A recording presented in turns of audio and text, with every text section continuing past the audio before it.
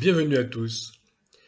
J'aime que l'on me respecte, en particulier en se montrant loyal et fiable. Par conséquent, je lève facilement la garde face à des gens qui n'offrent pas de solides garanties quant à la discrétion qu'elles me doivent lorsque je leur ai donné accès à ma vie privée par amitié, par nécessité ou par hasard. Dans mon propre milieu chrétien, les confidences sont parfois malmenées sous prétexte de transparence entre frères et sœurs. Nous nous permettons bien des choses. Nous faisons volontiers part à tutti quanti de ce qu'autrui nous a raconté, de ce que nous avons aussi perçu ou cru percevoir chez lui, ou de ce que nous avons vécu ensemble. Et c'est d'autant plus douloureux lorsque cela vient de pasteurs, de personnes exerçant un ministère. J'ai grandi dans la foi dans une église évangélique baptiste traditionnelle fondée au XIXe siècle et dont les doctrines et l'éthique n'avaient pas varié d'un iota. Nous pouvions parler sans aucun risque à nos pasteurs, nous étions persuadés du fait qu'ils resteraient muets comme des tombes, et pour ma part, je ne les ai jamais pris en défaut à cet égard. Muets nous l'étions aussi, et s'ils ont transgressé la règle de confidentialité, on était tout de même conscient d'avoir offensé Dieu et le prochain. C'était l'usage, cela allait de soi, et on ne demandait pas à recevoir une pluie de versets bibliques pour se convaincre du fait que garder un secret était une exigence de la morale chrétienne la plus élémentaire. Pour nous, le pasteur était l'archétype de la personne à qui l'on pouvait tout dire et qui restait muet comme une tombe. Mais les temps changent.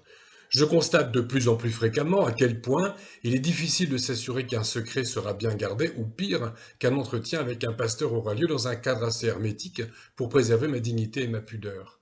En effet, je n'ai pas plus envie d'exposer à la face de la famille pastorale et de tous mes condisciples de l'Assemblée les aspects les plus intimes de ma vie que d'exhiber à la face du monde les parties les plus intimes de mon corps.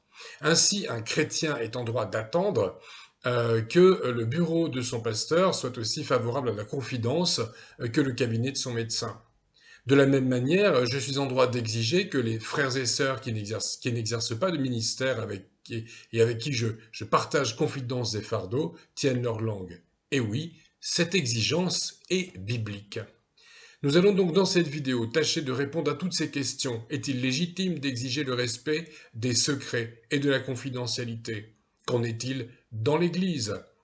Qu'en dit la Bible? euh, Quel risque prend-on si on divulgue les secrets d'autrui? Est-ce que la loi des hommes s'en mêle? Dans quel cadre peut-on déroger au principe de confidentialité? Le passage de la Bible relatif à la confidentialité due au péché d'autrui qui vient le plus rapidement à l'esprit d'un lecteur de la Bible se trouve en Matthieu 18. Les propos sont de Jésus lui-même, donc nous lisons en Matthieu 18 les versets 15 à 18. Si ton frère a péché, va et reprends-le seul à seul. S'il t'écoute, tu as gagné ton frère, mais s'il ne t'écoute pas, prends avec toi une ou deux personnes, afin que toute l'affaire se règle sur la parole de deux ou trois témoins. S'il refuse de les écouter, dis-le à l'Église. Et s'il refuse aussi d'écouter l'Église, qu'il soit pour toi comme un païen et un péager. En vérité, je te le dis, tout ce que vous lirez sur la terre sera lié dans le ciel, et tout ce que vous délierez sur la terre sera délié dans le ciel. J'ai presque envie d'arrêter la vidéo ici. Tout y est. Que pouvons-nous ajouter? Dans le cadre d'une communauté chrétienne, si un frère ou une sœur a péché, celui ou celle qui s'en rend compte doit d'abord reprendre cette personne entre quatre yeux, si je puis dire, en toute discrétion et sans l'humilier en colportant son péché sur les toits. Si la situation persiste, c'est toujours en toute discrétion que l'on cherche l'assistance d'une ou deux personnes, pas d'une grande foule. Jésus ne dit pas qu'il faut faire appel aux anciens. Certes, il n'est pas question des anciens dans les évangiles, ce sont les apôtres qui en ont parlé, mais ce texte est l'une des rares occasions où Jésus parle de l'Église. Il en parle ici comme du dernier recours quant à exercer la discipline, après les deux ou trois témoins. Tout doit être fait pour laisser aux fautifs la possibilité de se repentir en toute discrétion. Et ici, comme partout dans les évangiles, nous constatons l'immense douceur de Jésus, son amour, son respect pour la personne humaine, pour notre dignité. Le dernier verset, le verset 18, apporte une précision théologique intéressante. Jésus dit « Tout ce que vous lirez sur la terre sera lié dans le ciel, et tout ce que vous délierez sur la terre sera délié dans le ciel. » Ce qui indique que Dieu impute aux pécheurs la justice qui a été rendue de façon bienveillante par l'Assemblée. Celui qui a été mis sous discipline par l'Assemblée pour ne s'être pas repenti devra le faire pour régulariser sa situation devant ses frères et sœurs, mais aussi devant Dieu. Bien évidemment, il ne s'agit en aucun cas pour les fidèles et les ministres d'agir de façon injuste, arbitraire ou abusive. Ce verset s'applique uniquement dans le cas où l'Église agit en fidèle servante du Seigneur, selon sa justice. Il est du devoir des anciens d'exhorter à la réconciliation les fidèles entre qui un bisbille persiste et de les accompagner dans ce sens, comme nous le lisons dans Philippiens chapitre 4, verset 2 et le début du verset 3. Alors je ne citerai pas systématiquement à partir de maintenant les références bibliques, vous les trouverez sur le PDF qui se trouve donc au bout d'un lien dans la description de cette vidéo sur YouTube. Donc il y a un lien de téléchargement pour accéder au script de cette vidéo. J'exhorte, dit Paul, j'exhorte Évodie et j'exhorte Syntyche à avoir une même pensée dans le Seigneur. Et toi aussi, fidèle collègue, oui, je te demande de les aider. Alors nous ignorons le nom de la personne à qui Paul s'adresse ici à la deuxième personne du singulier. C'est quelqu'un qu'il considère comme un fidèle collègue, un collaborateur apostolique, donc l'un des évêques, c'est-à-dire des anciens de l'assemblée chrétienne de Philippe en Macédoine, dont il est question au premier verset de l'épître. Entre Évodie et Syntyche, un différend s'est installé, et elles ne sont pas parvenues à le régler seules, au point que la situation est parvenue jusqu'aux oreilles de Paul, malgré la lenteur des moyens de communication de l'époque. Il est temps que le ministère pastoral entre dans le jeu et ramène la paix dans l'assemblée et l'amour fraternel dans les cœurs de ces deux sœurs. Le cas d'Évodie et Syntyche n'autorise pas les anciens à intervenir systématiquement dans toutes les tensions entre leurs ouailles. Donc voilà, je viens de citer les deux passages les plus fréquemment utilisés, je dirais, dans le contexte du règlement des conflits entre chrétiens. La règle générale demeure l'intervention des anciens et de l'Assemblée dans son ensemble en dernier recours en cas de conflit persistant. La réconciliation dans l'intimité du binôme fraternel, ou sororal dans le cas d'Évodie et de Syntyche, est confirmée dans divers textes bibliques. Jésus dit encore « Si donc tu présentes ton offrande à l'autel et que là tu te souviennes que ton frère a quelque chose contre toi, laisse là ton offrande devant l'autel et va d'abord te réconcilier avec ton frère, puis viens présenter ton offrande. » Il n'est ici en aucun cas question de la médiation des ministres, ni de colporter quoi que ce soit aux oreilles de tous. Encore une fois, Jésus nous prescrit une démarche de réconciliation entre soi. D'autres passages bibliques, sous la plume de Salomon ou de Paul, confirment qu'il est dans la volonté de Dieu que les confidences soient respectées et les secrets gardés. Donc, dans le livre des Proverbes, celui qui répand la calomnie dévoile les secrets, mais celui qui a l'esprit fidèle les cache. On pourrait arguer que ce verset ne s'applique qu'au colportage des calomnies, mais il faut bien lire le verset. Il n'est pas question que des calomnies, il est aussi question des secrets de toute nature. Celui qui répand la calomnie a pour habitude de dévoiler les secrets, les calomnies comme le reste. Dans la seconde partie du verset, le verbe cacher s'oppose au verbe dévoiler avec le même objet, les secrets. Ainsi, celui qui a l'esprit fidèle cache les secrets, c'est écrit tel quel, il ne répand pas les calomnies, mais il garde aussi les confidences qui lui ont été faites. Un autre verset des Proverbes est encore plus explicite. « Plaide ta cause contre ton prochain, mais ne révèle pas le secret d'un autre. » Dieu a parlé. C'est encore une fois difficile d'être plus clair. Autrement dit, occupe-toi de tes affaires. Il est légitime de plaider sa propre cause, pas de trahir la confiance de celui à propos de qui l'on saurait des choses intimes. On ne saurait être plus clair, encore une fois, que la parole de Dieu. Et par ailleurs aussi, Paul écrit « Si vous vous mettez en colère, ne péchez pas, que le soleil ne se couche pas sur votre irritation, ne donnez pas accès au diable. » Si je suis en colère contre un chrétien, Cela peut être légitime, mais je tomberais dans le péché si cette colère dégénérait en violence verbale, a fortiori physique, on ne doit tout de même pas en venir aux mains, si je faisais pourrir la situation en faisant la gueule pendant des mois, ou pire, si je mettais un terme à une belle relation fraternelle et amicale. Donc, Paul nous dit qu'il faut agir tout de suite. Il n'est pas question de prendre le temps de convoquer le banc et l'arrière-banc de l'Assemblée, anciens en tête, pour résoudre le conflit.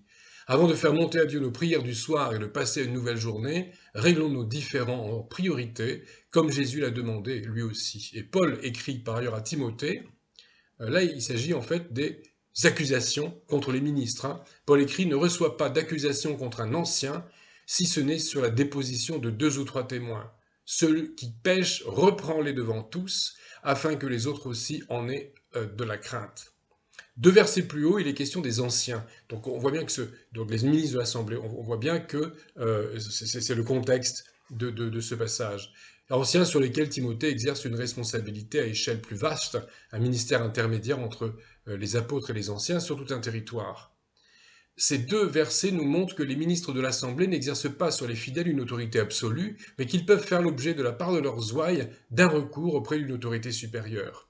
L'indépendance totale de l'Assemblée locale n'étant pas biblique. L'Écriture prévoit une structure à l'échelle territoriale, structure qui a entre autres vertus celle d'éviter les dérives totalitaires et sectaires.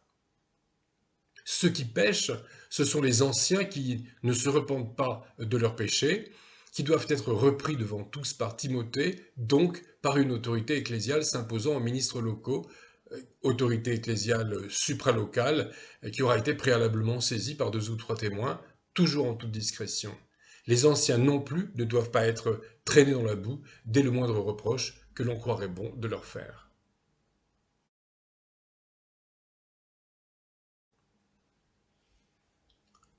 Au sein d'une assemblée chrétienne, les pasteurs et les anciens recueillent les secrets les plus intimes du plus grand nombre. Ils doivent le faire, ils doivent faire montre d'une moralité et d'un amour exemplaire et sont donc particulièrement concernés par le devoir de silence.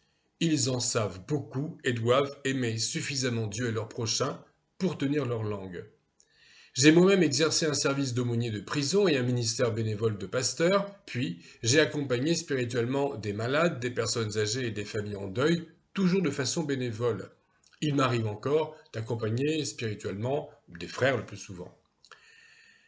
Si je trahissais les confidences qui me sont faites, ce serait bien sûr la preuve que je ne suis pas apte à accompagner qui que ce soit, et je devrais en répondre devant le tribunal de Christ.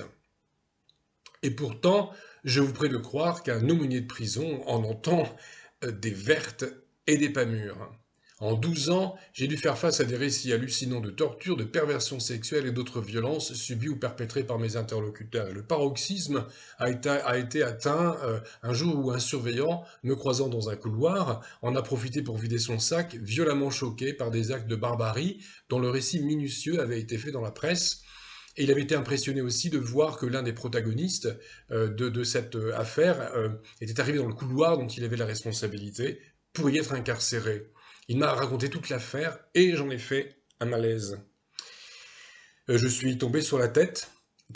J'ai fait un malaise vagal en fait, je suis tombé sur la tête, traumatisme crânien, j'ai bien sûr gardé pour moi le récit de ces tortures. À qui allais-je raconter tout ça? À ma femme? Au frère Intel? Alors j'ai gardé ces choses pour moi, c'était il y a 15 ans, et c'est ça, être aumônier de prison, c'est ça, être pasteur. Je ne veux pas dire que j'ai été exemplaire, loin de là, mais en tout cas, puisque effectivement j'ai fini par mettre un terme à mon ministère, n'empêche que sur la confidentialité, ça, c'est quelque chose sur lequel je demeure absolument, je dirais, intraitable, ce n'est pas négociable, et ça fait partie du ministère pastoral. Ce que j'ai choisi de dire à un ministre plutôt qu'à un autre ne doit pas être répété au collège des ministres de l'Assemblée sans mon autorisation. Je me suis adressé à telle personne en tant que ministre, mais aussi en tant que frère ou sœur doté d'une identité propre. Un ministre n'a pas à répéter les confidences qui lui ont été faites à son conjoint, et lorsque je me confie à un ancien, ce n'est certainement pas pour que sa femme soit informée de mes frasques. Les courriers électroniques que j'envoie à un ministre n'ont pas à être lus par autrui. Lorsque l'adresse électronique que me donne un ancien porte son prénom et celui de sa femme, ou si une femme exerçant un ministère me donne une adresse qui porte le prénom de son mari, c'est très mauvais signe. Si un ministre n'est pas capable de garder pour lui les confidences qui lui sont faites, il n'est pas apte au ministère. S'il vient à servir Dieu, s'il tient à servir Dieu et l'Assemblée, bien qu'il fasse autre chose, il peut par exemple être prédicateur, évangéliste, moniteur d'école du dimanche ou diacre, mais sans assurer l'accompagnement des fidèles, effectivement, s'il n'a pas la capacité de garder les, les confidences ou la carrure psychologique pour garder pour lui des choses qui peuvent être effectivement très difficiles à entendre. Alors, certes, il est écrit au sujet du couple que les deux seront une seule chair. Ce verset est souvent cité pour justifier que les confidences faites à une personne mariée soient répétées sans vergogne à son conjoint, sous prétexte qu'ils ne sont qu'un devant Dieu. Or, non. Chaque être humain garde son identité, son unicité, sa responsabilité individuelle devant Dieu. Si je fais confiance à quelqu'un, je n'ai pas forcément confiance en son conjoint. Il faut laisser ce verset dans son contexte. Il s'agit de fidélité conjugale, pas de ministère commun, ni de compétences pastorales communes, ni de capacité à recueillir les confidences des fidèles de la même manière. Cela ne donne pas non plus droit à une femme d'ancien ou au mari d'une femme évangéliste ou d'une femme pasteur, quoi qu'on en pense, ou d'une voilà, d'une femme de diacre ou diaconesse. Donc les conjoints, ça ne donne pas le droit aux conjoints d'entrer dans l'intimité de des frères et sœurs sans y avoir été conviés par les intéressés.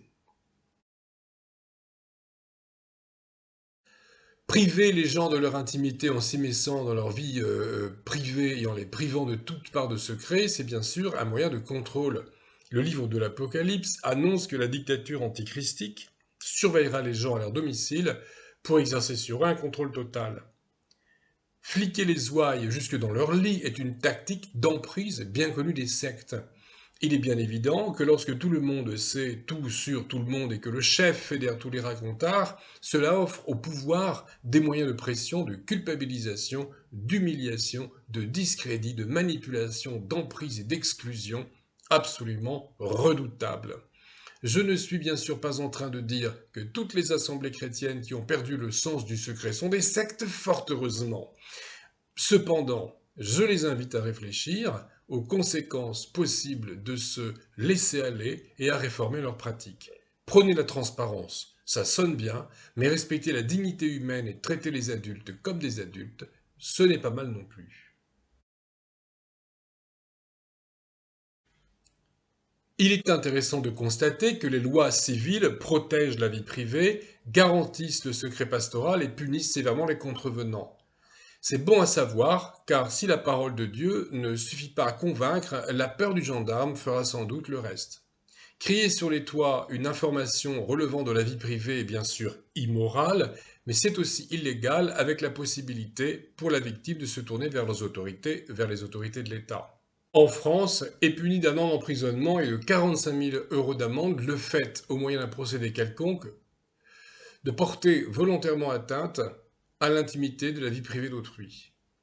Voilà pour les risques que l'on prend lorsque l'on répand les secrets d'autrui, qu'on les ait recueillis de la personne concernée par colportage ou fortuitement. Et la justice française prévoit aussi le non-respect du secret professionnel. En effet, l'article 226 du Code pénal poursuit la révélation d'une information à caractère secret par une personne qui en est dépositaire par état ou par profession, soit en raison d'une fonction ou d'une mission temporaire, est punie d'un an d'emprisonnement et de 15 000 € d'amende.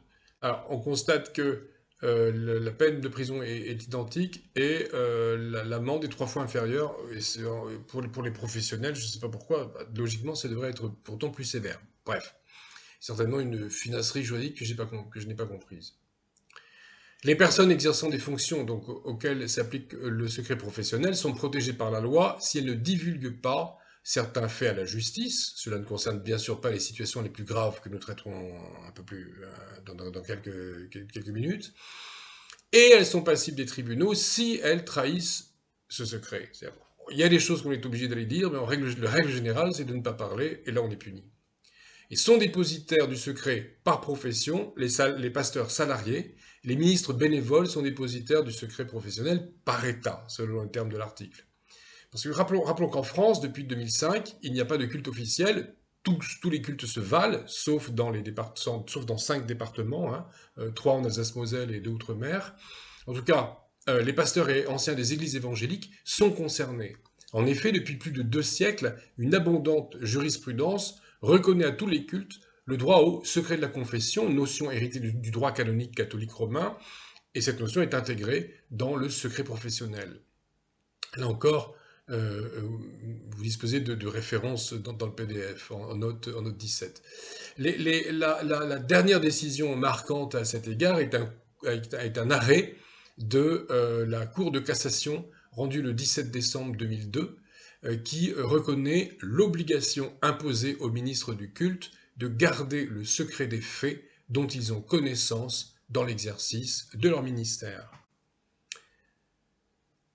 Un document qui émane de la Fédération baptiste de France et qui date de 2003 apporte des précisions intéressantes, je le lis. Depuis 2005, en affirmant le principe de la laïcité, l'État refuse de définir les cultes reconnus et la jurisprudence s'est vue dans l'obligation de cerner de façon plus précise la qualité de ministre du culte, qui est parfois peu claire dans certaines églises protestantes. Il s'agit de toute personne établie par la religion, considérée pour célébrer des cérémonies et conférer les sacrements admis dans cette religion. La doctrine considère que certaines personnes associées de près, telles que les conseillers presbytéraux, les titulaires de délégations pastorales et traditionnellement les conjoints de pasteurs, sont également liés par le secret. Ainsi, même si un ministre exerce de façon qu'il pourrait lui-même juger comme non officielle, sans être déclaré à l'URSSAF, ni à la CAMIVAC, la Caisse de cotisation des cultes, même si son assemblée ne rassemble que 5 personnes une fois par semaine dans le 2 pièces cuisine de Maurice et Josiane au Batignolles, sans déclaration à la préfecture, le simple fait que l'ancien soit perçu comme ministre du culte habilité à prêcher et à recevoir des confidences intimes l'oblige non seulement devant Dieu et ses frères et sœurs bien sûr, mais aussi devant le droit français à respecter les confidences qui lui auront été faites.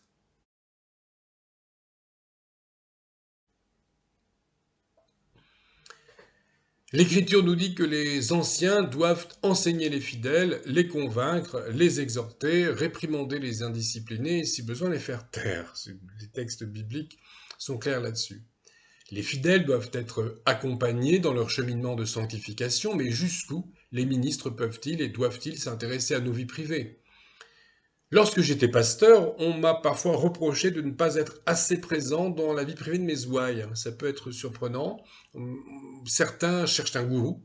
Répondre à cette demande serait bien sûr un naufrage pour un pasteur. Et à l'inverse, lors de certains épisodes difficiles de mon existence, si certains ministres du culte avaient été plus présents, plus enclins à me conseiller, cela m'eût évité bien des embûches. Bien évidemment, le ministre chrétien ne doit pas être un manipulateur, mais ne doit-il pas être un enseignant ? Jésus leur dit « Ne vous faites pas appeler rabbi, car un seul est votre maître, et vous êtes tous frères et sœurs. Notre seul maître, en grec didaskalos, enseignant, c'est Dieu. » Le mot hébreu translittéré dans le texte grec, rabbi, est équivalent, comme le démontre la phrase, c'est aussi un enseignant. Donc même le titre d'enseignant semble proscrit par Jésus et sera néanmoins repris par Paul pour désigner les anciens notamment, qui doivent être aptes à l'enseignement, mais ne doit pas être porté comme un titre. Le ministre chrétien doit s'effacer derrière celui qui est le vrai maître, le Seigneur Jésus.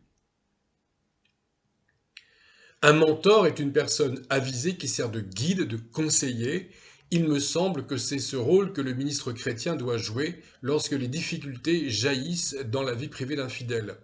Quand un chrétien manifeste des difficultés dans son cheminement de sanctification, quand vient le deuil ou la maladie, quand un couple va mal, lorsqu'un frère ou une sœur a besoin d'aide au discernement face à une décision à prendre, il doit être un enseignant et un exhortateur, doté non pas de la lourdeur d'un gourou abusif et paternaliste, qui s'imposerait et priverait ses ouailles de leur dignité et de leur libre arbitre, mais il doit être doté de la légèreté d'un guide aimant et avisé. Le ministre chrétien est appelé de 3 termes différents dans le Nouveau Testament. Ancien, c'est un homme d'expérience. Évêque, selon l'étymologie grecque, il veille sur l'assemblée plus qu'il ne la surveille, hein, veiller sur plutôt que surveiller. Pasteur, il est le berger qui conduit, nourrit et protège le troupeau contre les loups ravisseurs. Il est bien évident que le respect des secrets et de la vie privée n'a rien à voir avec la protection des criminels, hein, ce que la loi française appelle la non-dénonciation ou le non-empêchement d'un crime est précisément ce qui est reproché, par exemple, aux évêques de l'Église catholique romaine qui ont couvert les agissements de prêtres pédophiles sous prétexte de secret de la confession ou d'éviter de discréditer leur Église en faisant éclater des scandales, et on voit le résultat. Il va sans dire que justice doit être rendue aux victimes et que la société, notamment ses membres les plus faibles, doit être protégée. Oui, les criminels qui se cachent dans les rangs des assemblées religieuses, parfois parmi leurs ministres, doivent être mis hors d'état de nuire par le bras séculier, pas par l'État. Je n'ai jamais eu l'occasion de dénoncer un criminel moi-même, mais il y a 2 ans de cela, face aux maltraitances psychiques et psychologiques dont était victime un jeune garçon de la part de son père, membre éminent d'une église évangélique et protégé par les anciens, j'ai été contraint de faire un signalement auprès des services sociaux qui ont jugé nécessaire de transmettre le dossier au procureur. Ils ont quand même dû découvrir des choses. Et c'est moi qui ai dû changer l'Assemblée. Je ne le regrette pas. Je ne regrette ni d'avoir fait un signalement, ni d'avoir changé l'Assemblée. Se confier à la sœur Josiane et au frère Jean-Michel en toute quiétude, répandre son cœur devant son pasteur sans trembler à l'idée que les murs et les oreilles, ou lui envoyer un courriel en ayant la certitude que personne d'autre que lui ne le lira, c'est la moindre des choses. Respecter la dignité d'autrui en gardant fidèlement ses secrets est une marque d'amour que nous nous devons les uns aux autres. Colporter les secrets d'autrui, même si à d'autres les mêmes faits peuvent sembler anodins, c'est un manque d'amour et c'est un péché. Que le Seigneur nous accompagne. Donc juste un petit épilogue pour signaler que celles et ceux d'entre vous qui ont lu mon premier livre, Apprends, agis, prie, les fondements bibliques de la doctrine, de l'éthique et de la spiritualité chrétienne, publié en 2017 aux éditions Foi Vivante, bien ceux qui ont lu ce livre ont dû se rendre compte que l'essentiel, enfin une bonne partie quand même de ce que je dis dans cette vidéo, et de ce que vous retrouverez dans le script, est tiré de ce livre, d'où effectivement l'effet de déjà vu, ou en tout cas de déjà entendu. Voilà. Et si vous n'avez pas lu ce livre, eh bien je vous encourage tout simplement à le faire.